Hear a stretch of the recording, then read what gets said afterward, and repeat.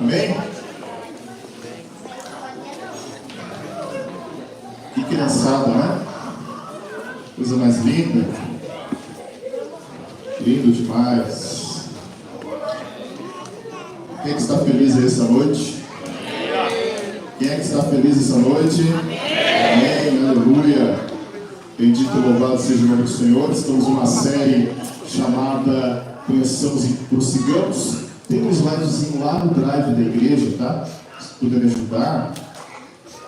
Quem estamos visitando pela primeira vez? Levante a mão aí, por favor. 1, 2, 3, 4, 5 famílias. Olha só. Deus abençoe a todos vocês. Esta igreja está muito feliz em receber a visita de todos vocês. Sintam-se em casa, vocês estão na casa do Pai. Estamos muito alegres em recebê-los. Somos uma igreja nova, está em implantação. Estamos a princípio para completar 3 anos, né?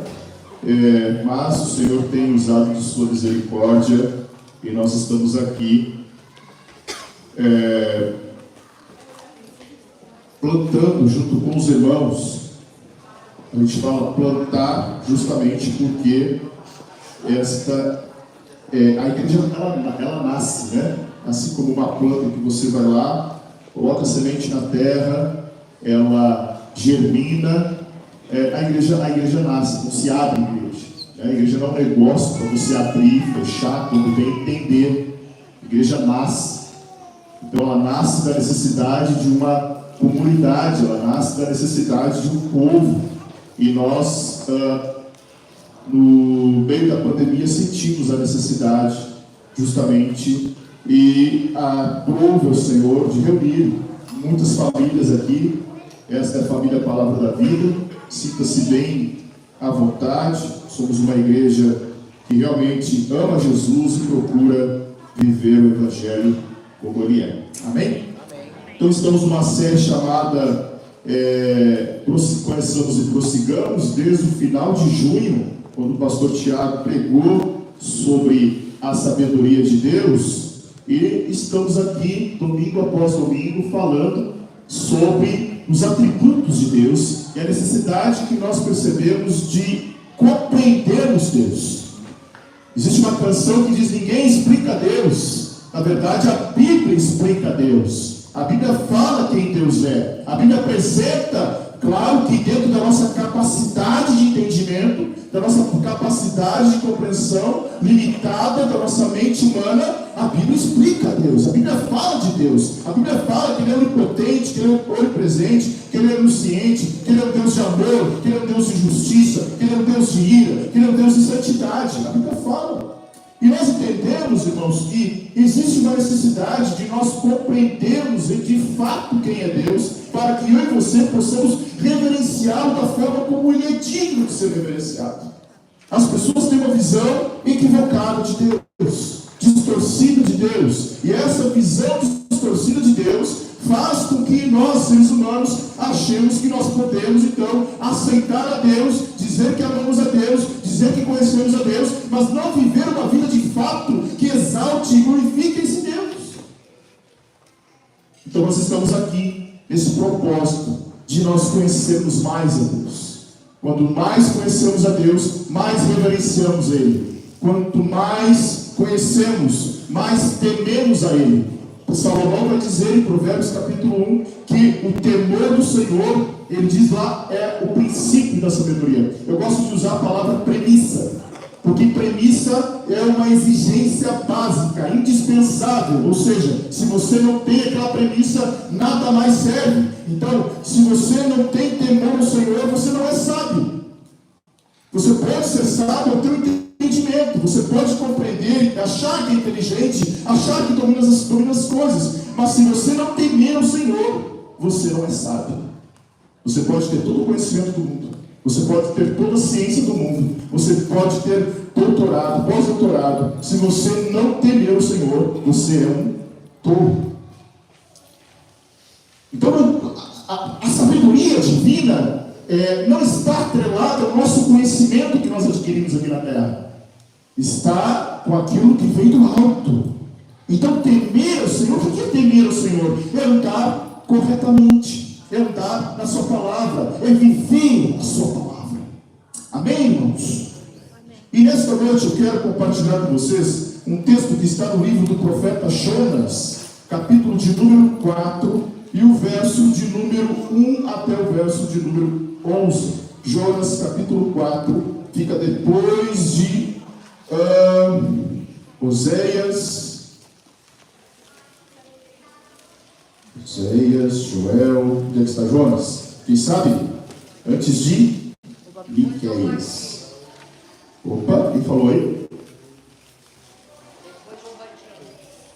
Repete, por favor. Fica antes de Miqueias, né? Jonas capítulo 4, do verso de número 1 até o verso de número 11. E depois que nós lemos aqui, eu falo um pouquinho do que nós queremos apresentar na noite de hoje. Eu vou ler a minha tradução, Almeida Corrigida Fiel, aquela que está na tela ali. Você pode ter uma outra tradução aí. Diz assim o texto de Jonas, profeta Jonas. Mas isso desagradou extremamente a Jonas, e ele ficou irado. E orou ao Senhor, e disse: Senhor, não foi esta minha palavra, estando ainda na minha terra? Por isso é que me preveni, fugindo para Tarsis, pois sabia que és Deus compassivo e misericordioso. Grave essa palavra, misericordioso, longânimo e grande em benignidade, e que te arrependes do mal. Peço-te, pois, ó Senhor, tira minha vida, porque melhor me é morrer do que viver. E disse o Senhor: fazes bem que assim te ires? Então Jonas saiu da cidade, sentou-se ao oriente dessa cidade, e ali fez uma cabana, e sentou-se debaixo dela, à sombra, até ver o que aconteceria à cidade. E fez o Senhor Deus nascer uma aboboreira, e ela subiu por cima de Jonas, para que fizesse sombra sobre a sua cabeça, a fim de o livrar do seu enfado. E Jonas se alegrou em extremo por causa da aboboreira. Mas Deus enviou um verme no dia seguinte, ao subir da alva, o qual feriu a aboboreira, e esta se secou. E aconteceu que, aparecendo o sol, Deus mandou um vento calmoso oriental, e o sol feriu a cabeça de Jonas, e ele desmaiou, e desejou com toda a sua alma morrer, dizendo: melhor me é morrer do que viver. Então disse Deus a Jonas: fazes bem que assim te ires por causa da aboboreira? E ele disse: faço bem que me revolte até a morte. E disse o Senhor: tiveste tu compaixão da aboboreira, na qual não trabalhaste, nem a fizeste crescer, que numa noite nasceu e numa noite pereceu. E não hei de eu ter compaixão da grande cidade de Nínive, em que estão mais de 120 mil pessoas, que não sabem discernir entre a sua mão direita e a sua mão esquerda, e também muitos animais? Amém? Curva sua cabeça. Pai, em nome de Jesus, te damos graças, Senhor, por esta noite, pela tua bendita e maravilhosa palavra, que não volta vazia, Senhor. Ela cumpre o teu propósito. Que nesta noite, eu e os meus irmãos aqui tenhamos a nossa mente, o nosso coração aberto para a tua palavra. Que o teu Espírito Santo nos traga iluminação. Que o nosso coração seja ensinado, Senhor. Quebra o meu coração de pedra. Quebra, Senhor, a nossa dura cerviz. Quebra, Senhor, o nosso coração, que muitas vezes é incorrigível e irrepreensível. E que nesta noite todos nós aqui tenhamos um coração de carne, Senhor, ensinável e pronto para ser moldado de acordo com a tua palavra, no nome precioso de Jesus. Amém e amém. Aplauda o Senhor. É para Ele. Aleluia. Bendito e louvado seja o nome do Senhor. Nessa noite eu quero falar sobre a misericórdia de Deus. O tema da minha mensagem nesta noite é um Deus com cicatrizes. Sabe, irmãos, o texto que nós acabamos de ler fala justamente sobre a grande misericórdia de Deus. Salmos de número 136 vai dizer que o Senhor é bom e a sua misericórdia dura para sempre. Todo o Salmo de número 136, o salmista fala de uma coisa e termina o versículo dizendo: porque a sua misericórdia dura para sempre. A sua misericórdia dura para sempre. Nós já vimos aqui que Deus, entre os seus atributos, é um Deus infinito, não teve início nem fim, Ele não está limitado ao tempo, ao espaço, como eu e você estamos. E isso muitas vezes confunde a nossa cabeça. Como pode um ser não ter início? Como pode um ser não ter fim? Mas é Deus, Ele é soberano, Ele é supremo, e não cabe a nós tentarmos decifrar essas coisas que pertencem ao Senhor. O próprio Paulo disse: ó, profundidade da riqueza, né? Ou seja, profundidade de riqueza de Deus, que nós, por mais que todos nós aqui nos debruçássemos toda a nossa vida tentando descobrir isso, nós não entenderíamos como pode um ser infinito. Ele não está limitado ao tempo, ele não está limitado ao espaço. Agora, uma das coisas mais interessantes que as Sagradas Escrituras vai dizer, irmãos, é que também a misericórdia de Deus não tem fim. Olha que coisa interessante. A misericórdia de Deus é infinita. A misericórdia de Deus não se acaba. O profeta Jeremias, e nós vamos ver mais à frente, diante de um cenário aterrorizante e um caos que se instalou em Judá, ele dizia: olha, as misericórdias do Senhor são a causa de nós não sermos consumidos. Você está aqui, sentado neste banco, só por causa da misericórdia de Deus. Mas o que é misericórdia? Misericórdia significa um sentimento de compaixão, de piedade. Pode colocar o slide? Maravilha, obrigado. Pode passar o slidezinho para mim? Olha que coisa interessante. Misericórdia e miséria. Misericórdia é uma palavra que é composta por outras duas palavras: miséria e coração. Ou seja, Deus colocou o coração dele em nossa miséria. Você e eu éramos miseráveis. Você e eu estávamos destinados a quê? A condenação eterna. Então, esta é uma palavra muito interessante, porque em toda a Bíblia nós vamos enxergar mais de 200 vezes a citação de misericórdia, mas a raiz etimológica da palavra muitas vezes pode ser traduzida por piedade, por compaixão, por até mesmo um coração compadecido. Então, misericórdia é muito ampla. Misericórdia é uma das palavras mais amplas do original, do texto original. Tá? Então, no sentido de ter compaixão, misericórdia é sofrer a dor do outro. Olha que coisa interessante. Sofrer a dor do outro. Quando falamos que Deus teve misericórdia, Ele olhou para a nossa miséria. Vamos exemplificar isso. Vamos ilustrar. Viaje comigo para quase 2000 anos atrás. Os primeiros raios de sol estão surgindo na Palestina. Manhã cedo. E Jesus já estava ensinando. E um alvoroço acontece. Fariseus, escribas, líderes da lei, uma multidão caminha a passos largos em direção de Jesus e arrastam uma mulher, talvez pelos seus cabelos, talvez seminua, porque a nudez era vergonha, uma mulher que foi pega em adultério. Segundo a lei mosaica, a mulher e o homem deveriam ser apedrejados. Mas os fariseus, talvez por comodidade, trouxeram apenas a mulher. Arrastaram apenas a mulher. O homem não apareceu. Se você for para o Pentateuco, você vai ver que qualquer pessoa que fosse pega em adultério precisaria ser apedrejada. O apedrejamento é algo terrível. Não só mulher, mas também homem deveriam ser apedrejados. E ali estavam os acusadores daquela mulher.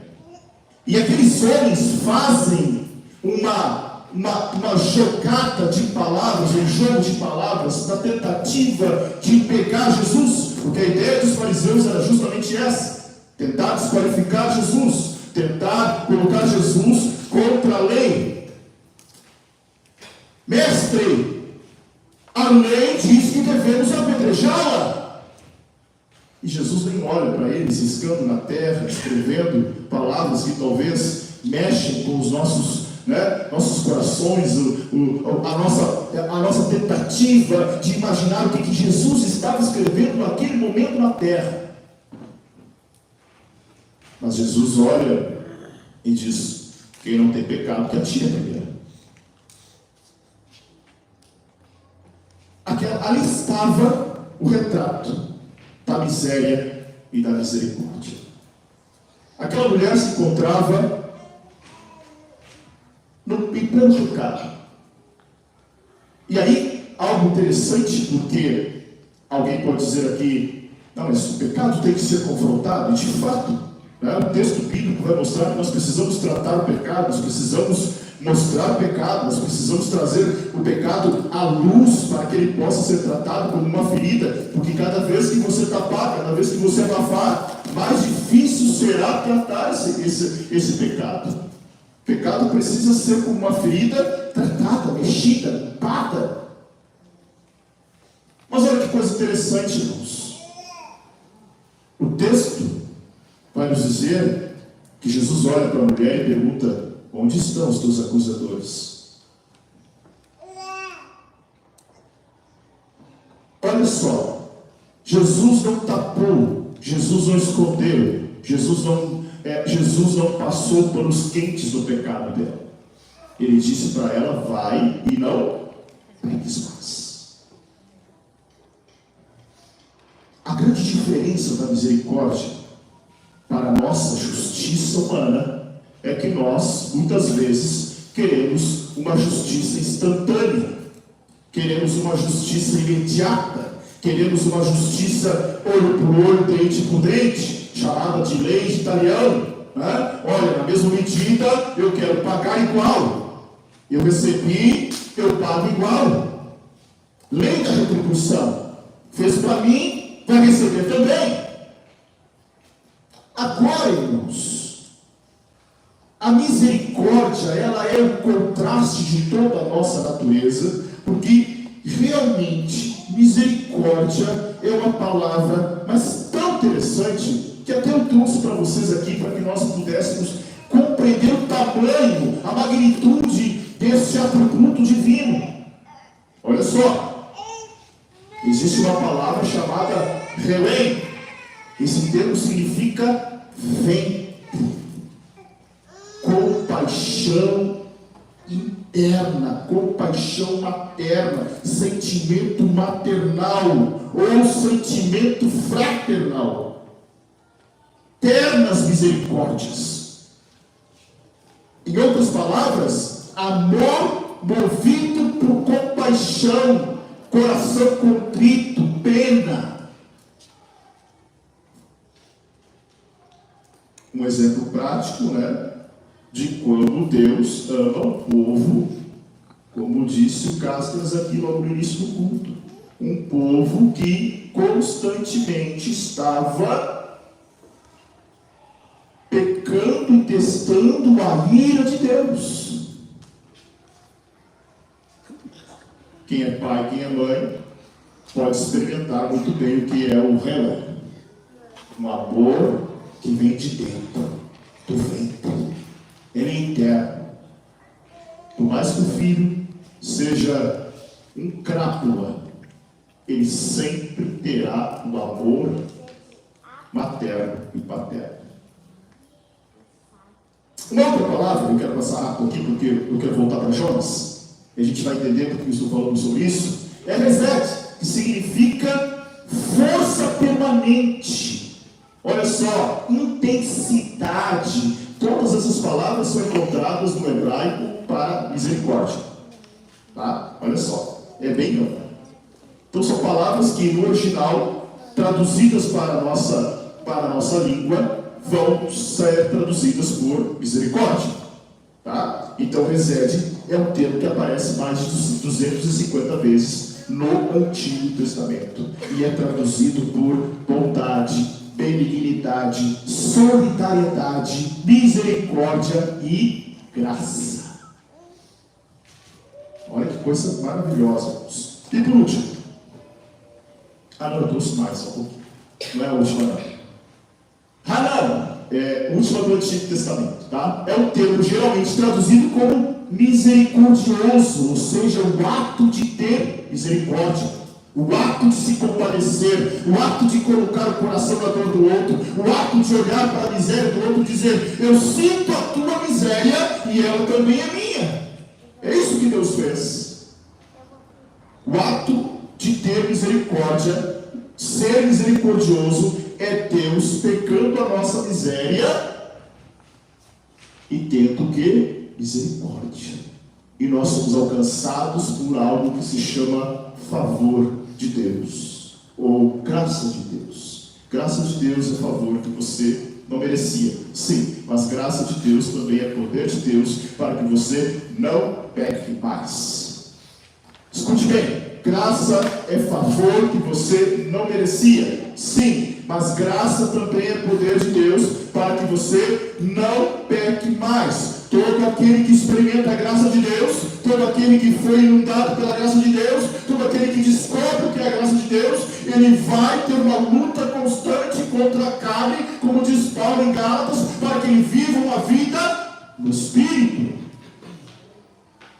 Ou seja, poder de Deus para que eu lute contra a carne. Isso é graça. Então, a misericórdia de Deus faz com que nós tenhamos graça. Você não merecia, muito menos eu. Ninguém, aliás, ninguém aqui merecia. Mas nós recebemos a graça. Nós somos alcançados pela graça. Amém? Já no Novo Testamento, também trouxe umas palavrinhas para nós vermos, isso no hebraico, tá? Já no Novo Testamento, aparece também misericórdia como Elios, ou seja, piedade, compaixão. E aí eu trouxe alguns textos aqui, se você deseja anotar, tá? Que mostram justamente a compaixão de Deus, o amor de Deus, a misericórdia de Deus derramada sobre nossas vidas. Se você pegar os evangelhos, os 4 evangelhos, e você olhar para todas as vezes em que Jesus demonstrou o sentimento humano, o seu lado humano, Jesus era 100% homem, 100% Deus, ok? Estão comigo, né?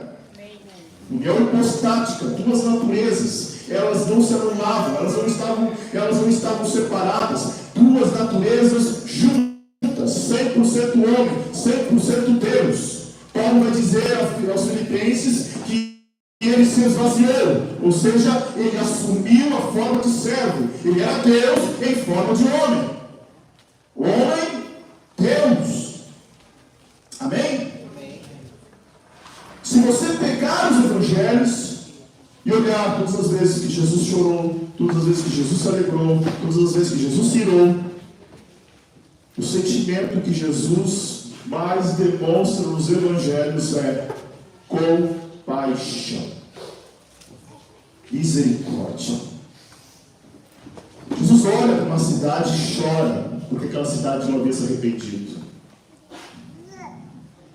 Jesus diz: Jerusalém, Jerusalém, que mata e apedreja os seus profetas, quantas vezes eu quis te ajudar como uma galinha junta os seus pintinhos debaixo das asas.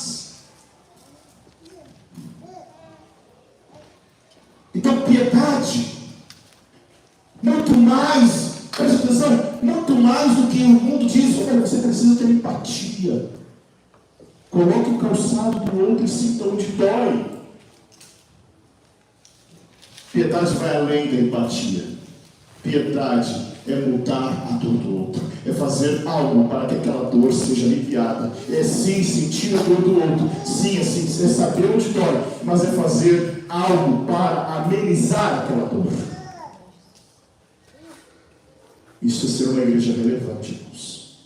Amém? Amém. Próximo. Próximo termo chama-se oiktinos, que significa companheirismo em meio ao sofrimento. Tudo isso traduzido por misericórdia.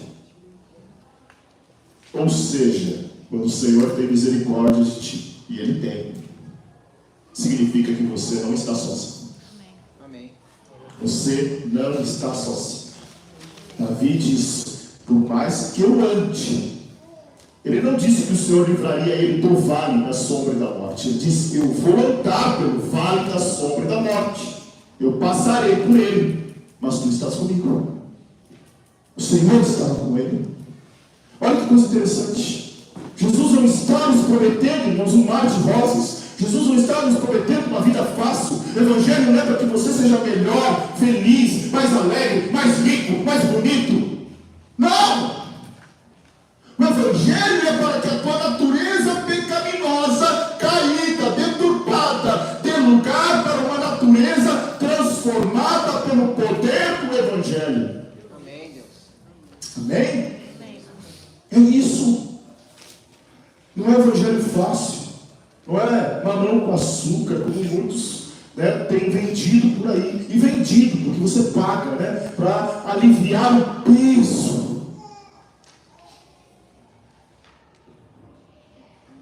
Amém? Então, olha só. Eu me lembro se eu coloquei mais um. Ó, aqui. Além dos dois termos que nós vimos ali no Novo Testamento, Helios e oiktinos, existe um outro termo ali em grego que significa literalmente vísceras gentis. Lembra que Paulo vai falar aos filipenses para que eles se relacionem com entranháveis afetos, Então os judeus daquela época, eles gostavam muito de usar rins, entranhas, os intestinos, o coração, para expressar o sentimento, para expressar o que eles estavam sentindo. Então o texto vai falar justamente de uma entranha de bondade. Ou seja, a bondade é algo que vem lá de dentro. Vem de dentro porque o Evangelho transformou o interior. O Evangelho não transforma a aparência. Ou melhor, transforma. Porque o coração alegre, diz Provérbios, aformoseia o rosto, mas ele transforma por dentro. E o de dentro reflete aqui fora. Amém? Então, olha só, irmãos, para encerrar essa primeira parte, procurei conceitualizar o que é misericórdia. Mas aí, eu quero ler com vocês um texto que está em 2 Coríntios, capítulo de número 1, verso de número 3. Pode dar um pouquinho mais de retorno para mim, talvez, aqui. 2 Coríntios, capítulo 1, verso de número 3. A Bíblia afirma que... Melhorou, muito obrigado. A Bíblia afirma que Deus é o Pai da misericórdia. Olha só, 2 Coríntios, capítulo 1, verso de número 3. Bendito seja Deus e Pai de nosso Senhor Jesus Cristo, o Pai das misericórdias. O Pai das misericórdias e de toda consolação. Então Deus é o Pai misericordioso. Domingo passado, ou domingo retrasado, eu até me perdi, quando foi o Dia dos Pais aqui, nós falamos sobre paternidade divina. Lembra? Domingo passado? Não lembro. Foi passado, Perdido nos dias. Então, olha só. Senhor, ele demora em irar-se. A Bíblia diz que ele é tardio em irar-se, para que todo homem experimente a sua misericórdia. Deus tarda em irar-se. Há textos que falam que a ira, e tanto que os profetas falam muito sobre o dia do Senhor, ou seja, a ira está em um dia, mas ele fala em bênçãos de anos, de gerações, porque embora Deus seja um Deus amoroso, pensem numa mão de Deus, né? Isso se chama, talvez você já decorado, fala muito isso, né? Antropomorfismo, ou seja, dar forma humana para Deus, para que a gente possa entender. Então Deus não tem mão, mas a Bíblia fala, a mão do Senhor está estendida, braço forte do Senhor, né? Os olhos do Senhor, os ouvidos do Senhor, para que a gente possa compreender. A ira de Deus é um dedo na mão amorosa do Senhor. De novo, a ira de Deus é um dos dedos da mão amorosa do Senhor. A ira do Senhor é resultado da sua santidade diante do nosso pecado, diante de um pecado não arrependido, diante de um povo que vive pecando. Israel fez. O profeta que nós lemos, Jonas, era um profeta que era nacionalista, ou seja, ir para Nínive era como se fosse, uma afronta para Jonas. Jonas não foge porque ele tinha medo dos ninivitas. Jonas foge porque ele não queria que a misericórdia de Deus alcançasse os ninivitas. Jonas foge porque o que ele queria para os assírios era a condenação, a destruição. E de fato, quando Salomão morre e o filho de Salomão, que era Roboão, ele endurece mais os impostos para as outras tribos. O reino do norte, as 10 tribos do norte, se dividem e formam o reino justamente por causa, né? Ele diz, olha, o dedo, eu não vou lembrar bem a expressão que ele usa, se alguém lembrar, pode falar, né? O meu dedo será como a cintura de meu pai. No sentido de que a maldade e a opressão que Roboão faria seria muito maior que Salomão impôs de impostos, de cobrança, de taxação. Então há uma revolta, Israel se divide em duas nações. Reino do Norte, capital na Samaria, Reino do Sul, capital em Jerusalém. E o Reino do Norte sempre foi governado por reis pagãos, ímpios, idólatras, que adoraram Baal, que sacrificavam crianças a Baal. Esse era o culto deles. E aí em 722 a.C., os assírios, que eram a maior potência daquela época, tomam conta de tudo, de todas as civilizações. Eles levam os israelitas do Reino do Norte para o cativeiro para nunca mais voltar. E sabe o que eles fazem? Eles deportam de outras nações que eles conquistaram pessoas para Israel, para Samaria, e ali forçam um casamento misto entre os israelitas que ficaram com os outros povos de fora. E aí surgem os samaritanos. Por isso que judeus e samaritanos se enfrentam. E Jonas é o profeta que queria a destruição da Síria. Ele não queria misericórdia. Por isso que ele foge. Mas olha só que coisa interessante. Esse Pai misericordioso, irmãos, da qual nos ama, mas também precisamos entender que todos nós aqui merecíamos a condenação. Ele traz algo que eu quero apresentar para vocês agora, primeiro, que se chama realidade. Qual é a realidade? Deus é um Deus amoroso, mas Deus também é um Deus justo. E Deus, por ser Deus justo e santo, ele não compactua com o pecado. O que faz o homem morrer, o que faz o homem ser inimigo de Deus, é o pecado. Que pecado é esse? Pecado não confessado e não arrependido. Confesse a Deus os seus pecados. Eu já falei aqui e volto a falar. O o menor pecado possível, se não houver arrependimento, pode te levar para uma condenação eterna. Ah, pastor, foi só 10 pila.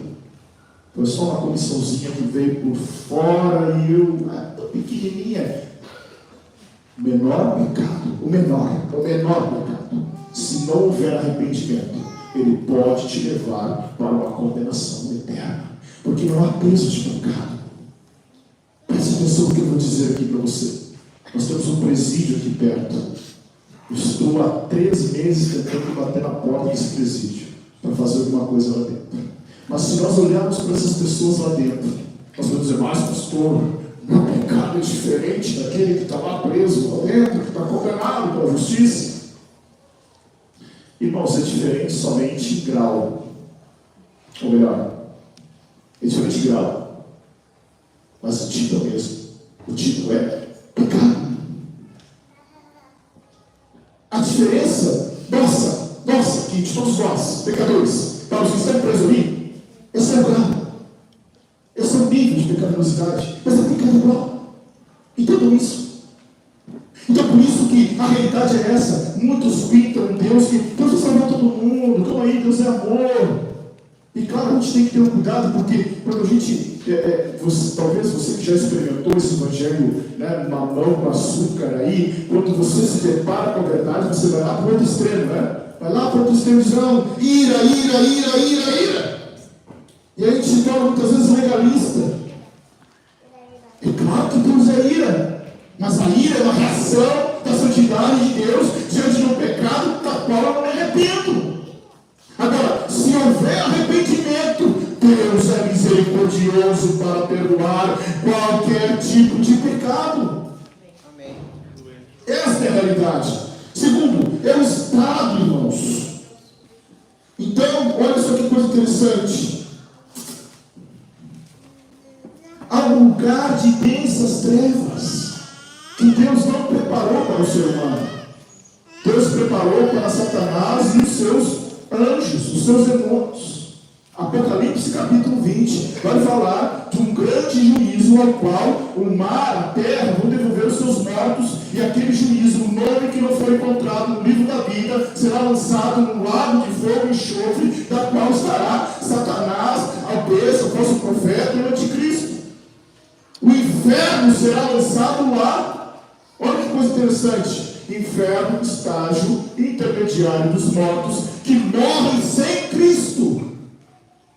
Este inferno não é um lugar eterno. Lugar eterno é um lugar de fogo e enxofre. Um lago de fogo e enxofre. Está lá no Apocalipse 20, se você desejar ler depois.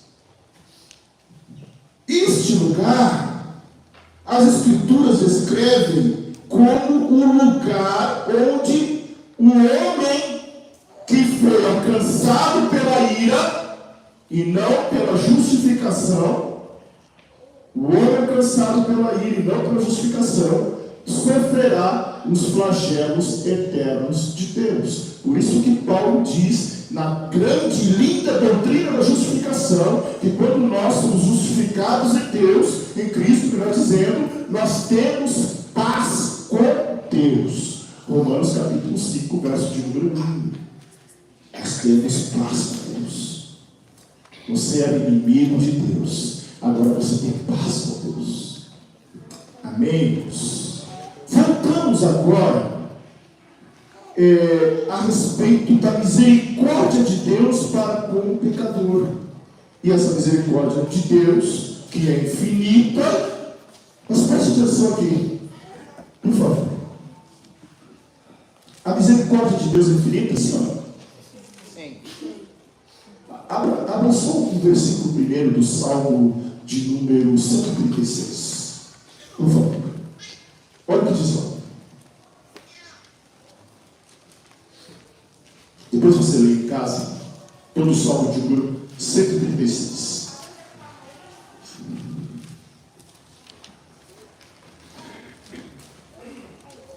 Salmo de número 136.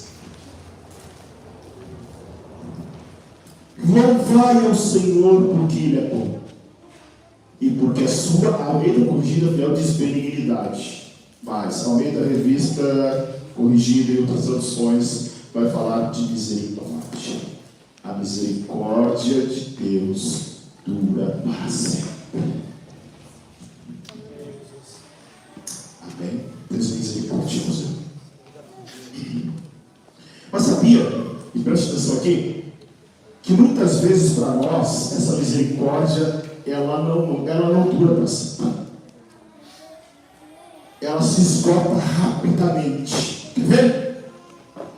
Quanto que a misericórdia de Deus se esgota rapidamente em nossas vidas?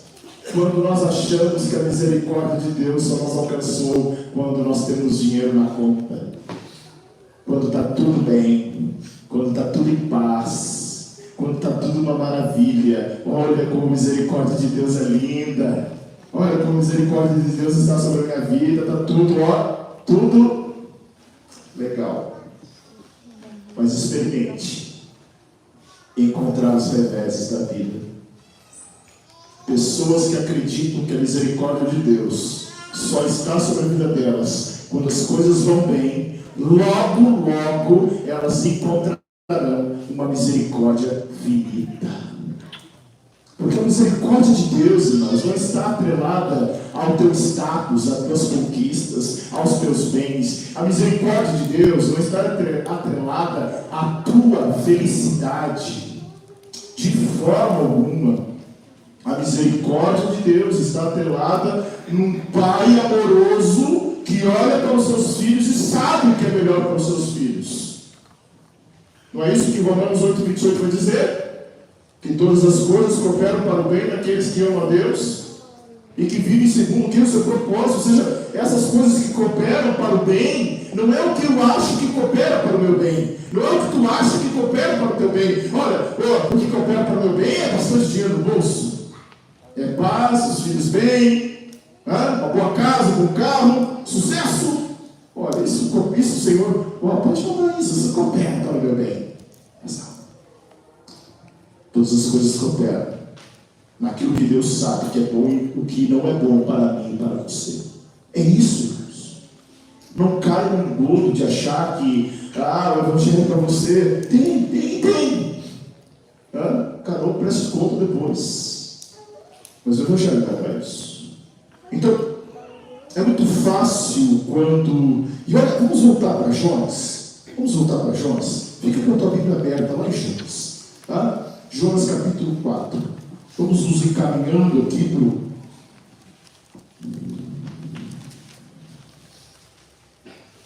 para aquilo que eu quero mostrar para vocês. Fique com a Bíblia aberta em Jonas aí, tá? Jonas capítulo 4. Olha o que acontece aqui. Jonas foi chamado por Deus para ir a Nínive. Nínive era a capital da Síria, algo em torno de 120 mil pessoas. Eram 3, 4 cidades, como se fosse a grande Nínive. A grande Porto Alegre, Canoas, Esteio, Cachoeirinha. Nínive era assim, tá? Várias cidades e uma população de mais ou menos 120 mil habitantes. E a Bíblia vai falar, você conhece bem a história de Jonas, são apenas 4 capítulos. Você consegue ler em poucos minutos. Não vou resgatar toda a história que você já conhece. Vamos ficar no capítulo 4 que eu li antes. Jonas, ao invés de ir para Nínive, olha só, de onde Jonas estava para Nínive, 300 quilômetros. De onde Jonas estava para onde ele queria ir, Tarsis, 3.000 quilômetros. Era mais fácil para mim. Eu diria que era mais fácil ficar onde ele estava, né?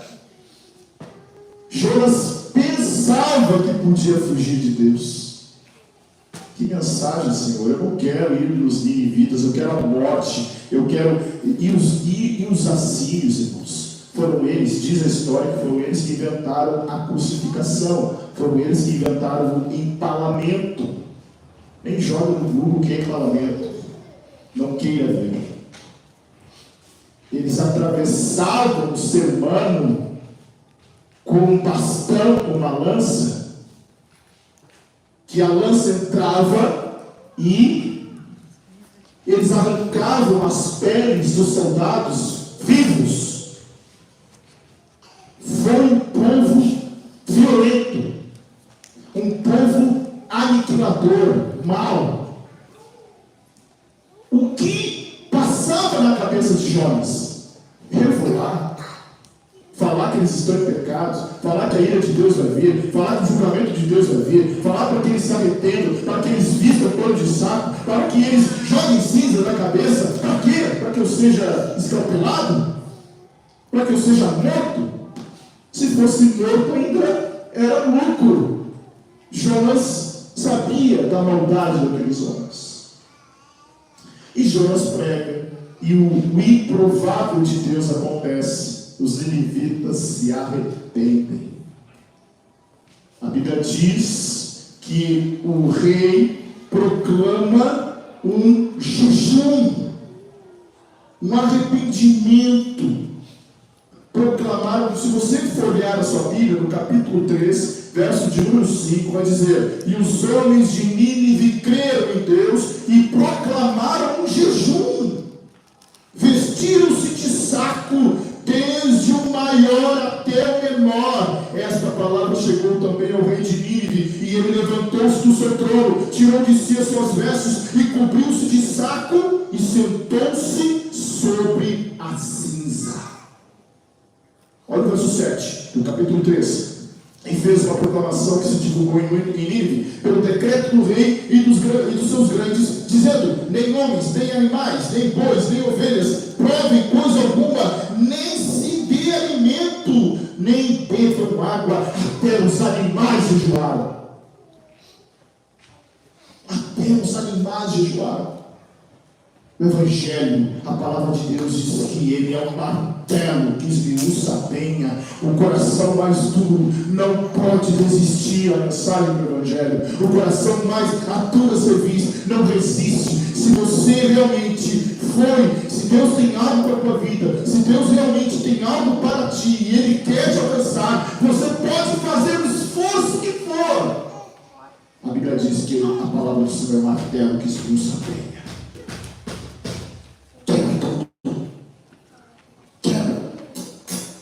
E os ninivitas se renderam, tiraram suas vestes, se vestiram de pano de saco, jogaram cinza sobre a cabeça, sentaram sobre a cinza, em um sentido de humilhação, de contrição, de arrependimento genuíno. E aí Jonas se desagradou extremamente. Está lá no versículo de número 1 do capítulo 4. Jonas se desagradou extremamente. Jonas não queria o arrependimento. Jonas não queria o arrependimento. Jonas queria ver eles sendo esfolados, vivos. Jonas queria que viesse um anjo do céu e matasse todos. Era isso que Jonas queria. E aí Deus foi misericordioso com Jonas, irmãos. Olha só que coisa maravilhosa.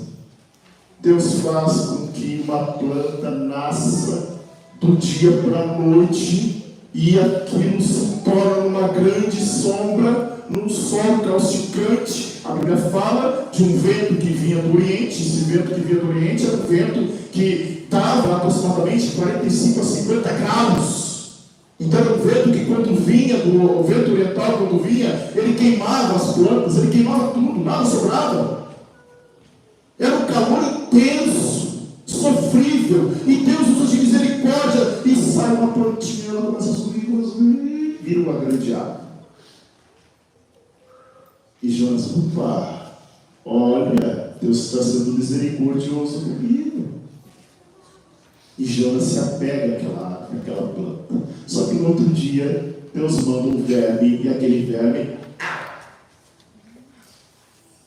a planta morre. A planta morre. E olha o que diz o Senhor, lá no verso de número 9. Então disse Deus a Jonas: faze bem, que assim te ires por causa da amoreira. Jonas estava irado. E Jonas responde: sim, sim, eu tive compaixão, né? Eu me irritei sim, me revoltei até a morte, quero morrer. Sabe?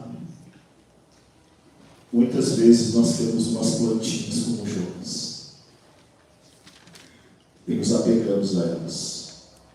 Damos mais valor para essas plantas do que para o alcance dos perdidos. E uma coisa muito importante que eu quero dizer: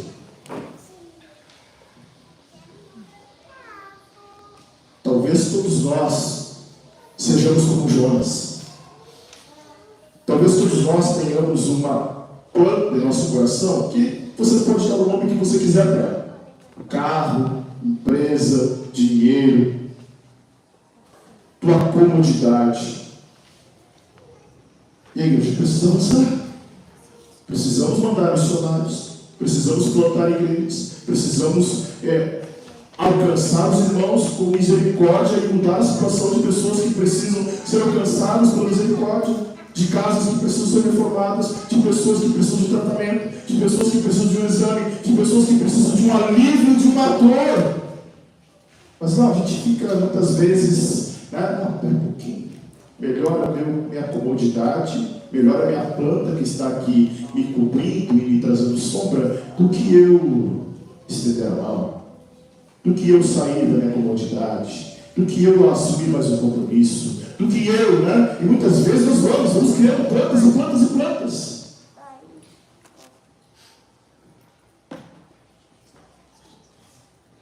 Jonas teve compaixão da planta. Jonas se apegou àquela planta. Jonas estava fugindo da compaixão e da misericórdia de Deus. Note que a compaixão e a misericórdia de Jonas se esgotou rapidamente. Na verdade, ele nem tinha. Ele queria, era o olho por olho, dente por dente. Agora, Jonas não só teve que pregar, mas teve que ver o arrependimento daquele povo. E quando ele viu o arrependimento daquele povo, o que ele desejou? A morte. Está no texto dizendo: eu prefiro morrer do que viver. Sabe, muitas vezes nós estamos deste lado aqui, né, olhamos para outras pessoas com um ar de superioridade. Não, nós somos os salvos, espera um pouquinho, nós somos os exclusivos. Gente, nós somos pecadores iguais àqueles que estão lá. A diferença é que nós já encontramos, a diferença é que nós sabemos, a diferença é que nós realmente fomos alcançados já. Mas há pessoas lá fora que precisam ser alcançadas da mesma forma como um dia eu e você fomos alcançados. E o que nós estamos fazendo? Cultivando a plantinha. A sombra está boa. Agora, Jonas teve pena da planta, mas não teve pena dos pecadores. Muitas vezes nós somos assim. Individualistas, exclusivistas, egoístas, não temos pena, não perdoamos, queremos a vingança. Escute bem, a Bíblia fala: irai-vos, mas não pequeis, não deixe que o sol se ponha debaixo da sua ira. A palavra de Deus diz que a vingança vem do Senhor, ela é do Senhor, a vingança é do Senhor. Amém? Abra comigo, a gente vai finalizando. Mateus capítulo 5, verso de número 7. Esse Deus misericordioso quer que você também seja misericordioso. Olha só, Jesus no Sermão do Monte, falando sobre as bem-aventuranças. Mateus capítulo 5, verso 7 vai dizer: bem-aventurados os misericordiosos, porque eles alcançarão misericórdia. Então, irmãos, muitas vezes nós somos movidos por um senso de superioridade. E sabe o que isso se chama? Por que eu citei um exemplo para ilustrar da mulher adúltera? Porque aqueles homens queriam um juízo instantâneo. Queriam um juízo instantâneo. Nós muitas vezes somos assim. Queremos um julgamento instantâneo. O nosso juízo não é um juízo lá fora, né, dos tribunais, nada disso. Nosso juiz é religioso. Nós segregamos, nós estabelecemos padrões, nós dizemos o que não é pecado. Nós criamos regras e leis que muitas vezes nem estão na Bíblia. João vai dizer em Apocalipse que não é só tirar, é colocar também, cara. Então todo aquele que tira e coloca palavras deste livro, o que tira será retirado as bênçãos, o que coloca receberá as pragas descritas no livro. Então, olha só que coisa interessante. Muitas vezes, com este ar de superioridade, nós esperamos que o Evangelho não chegue lá. Oramos em orações imprecatórias: Senhor, quebra a mandíbula do meu adversário. Enquanto Jesus diz: ore pelo que nos persegue. Está te perseguindo? Ore por ele. Está te perseguindo? Ore por ele. Por isso que o Evangelho não é para qualquer um, irmãos. Não é um Evangelho justamente, então precisa ser desse jeito. Não, o Evangelho não é para qualquer um, no sentido de que precisa se humilhar mesmo. Então Jesus está dizendo: bem-aventurados os misericordiosos. Por quê? Porque eles alcançarão misericórdia. Todas as vezes que você coloca o seu coração na dor do outro, você está alcançando a misericórdia de Deus. Amém? Como é difícil, irmãos. Aliás, dentro desse contexto, a oração mais difícil está dentro do Pai Nosso. Perdoa-nos assim como nós perdoamos os nossos devedores. É difícil, mas é necessário. É complicado, é doloroso, mas é necessário. Amém? Jonas, chateado com uma planta, mas não se incomodava com a situação dos pecadores. Muitas vezes nós ficamos incomodados com o risco atrelado ao nosso conforto, muito mais do que a falta da pregação do Evangelho. O fulaninho lá prega e diz: não, está todo mundo para o inferno lá naquele lugar. Mas não, mas eu estou preocupado com o meu luxo, preocupado com o meu prazer, preocupado com o meu conforto. Pessoas morrendo todos os dias, sem Jesus. E o que nós estamos fazendo? Prestaremos contas. Eu já li aqui esses dias sobre o quanto eu e você vamos prestar contas de todas as vezes que nós nos intimidamos, que nós nos envergonhamos, que nós nos recusamos de falar desse amor. Vamos prestar contas diante de Deus. Sim, vamos.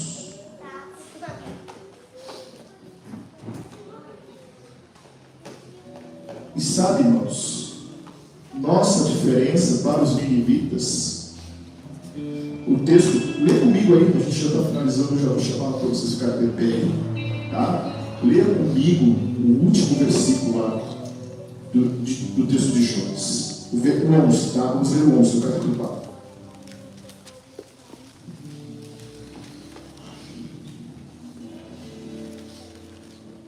E não hei de eu ter compaixão da grande cidade de Nínive, em que estão mais de 120 mil pessoas que não sabem discernir entre a sua mão direita e a sua mão esquerda. Como assim? Quem não sabe discernir da mão esquerda e direita, o vizinho está no colo aí. Que história é essa que os ninivitas não sabiam discernir da mão esquerda e da mão direita? O Senhor está falando que o pecado, quando toma a vida de alguém, ele corrompe tanto que nós não sabemos discernir o que é moral e do que é imoral. Os ninivitas eram tomados pela imoralidade. Era normal. É o que a gente está vivendo hoje. Tudo é normal. É normal. Normaliza. Normaliza tudo. Para. Novos tempos. Tu é quadrado. Não mudou, irmãos. A porta continua estreitinha. Continua a mesma. Por isso que nós devemos tomar a nossa cruz todos os dias.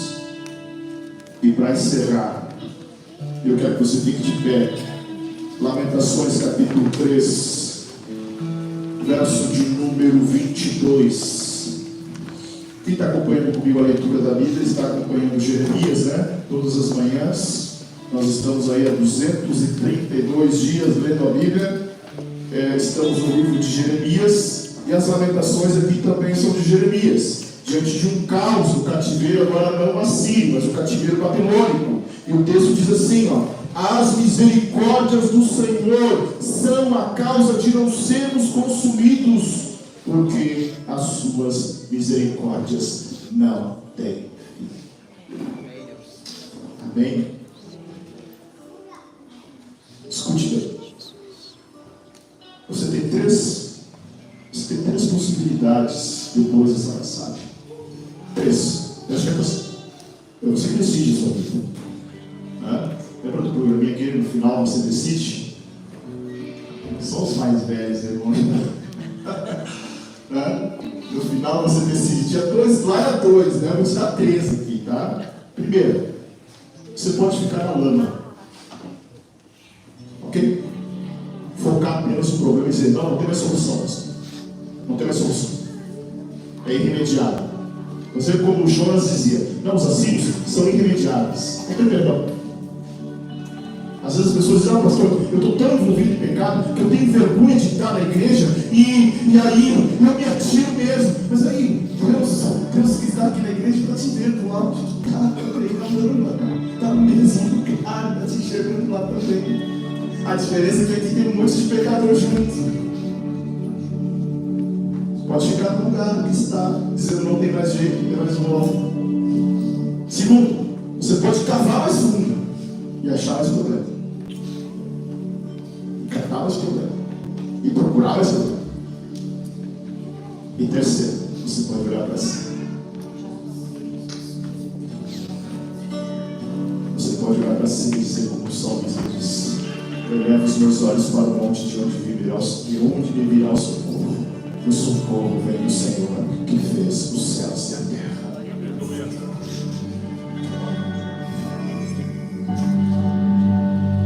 A misericórdia do Senhor está aqui nesta casa, derramada sobre nossos corações. Deus é um Deus misericordioso, amoroso. Ele quer que eu e você entendamos o que é misericórdia. E Ele quer que eu e você aprendamos sobre a misericórdia. Sabe, a misericórdia de Deus ofende nada. Porque a gente diz: bandido bom é bandido morto. Aqui diz: bandido bom é bandido transformado. É a palavra que está dizendo. Nós queremos a justiça, o ordem de prudente. Mas a misericórdia do Senhor, ela ofende muito.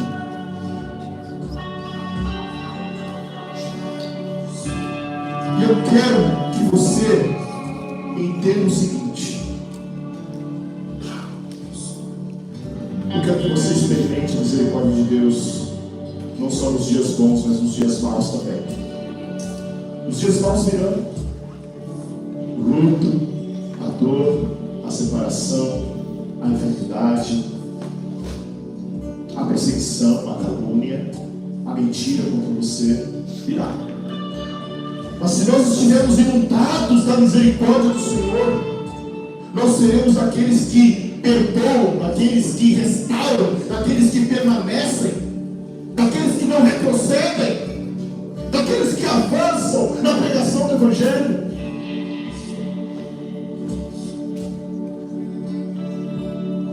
E talvez muitas vezes a gente não consegue perdoar, né? O pai que teve que se ausentar com muito trabalho para dar uma vida digna para os filhos. Não conseguimos perdoar a esposa que muitas vezes está atarefada com, né, toda a turbulência do dia a dia.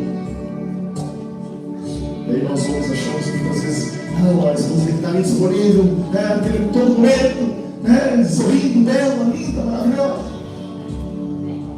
Não perdoamos o colega de trabalho que muitas vezes está enfrentando uma luta que a gente nem sabe que ele está enfrentando. Não perdoamos o pastor que muitas vezes está com uma lista de visitantes para visitar lá em enfermidade, problema no casamento, problema no governo. Não entendemos o medo, muitas vezes também não tem compreensão, né? Sabe, muitas vezes somos uma comunidade dura, de difícil relacionamento, de difícil perdão. Por isso que eu amo o texto que Paulo fala de entranháveis afetos, ou seja, o que nos une, irmãos, o que nos une é muito mais grandioso do que simplesmente os nossos desejos carnais.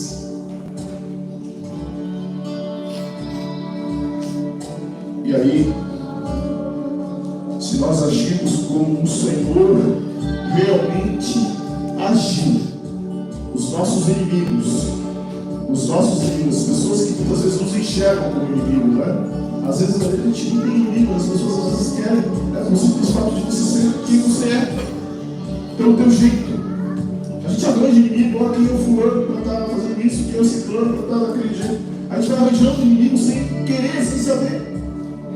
Mas sabe o que essas pessoas precisam encontrar em mim e em você? Quando elas nos olharem? Misericórdia, perdão, compaixão. É isso que nós devemos fazer com que os nossos inimigos encontrem.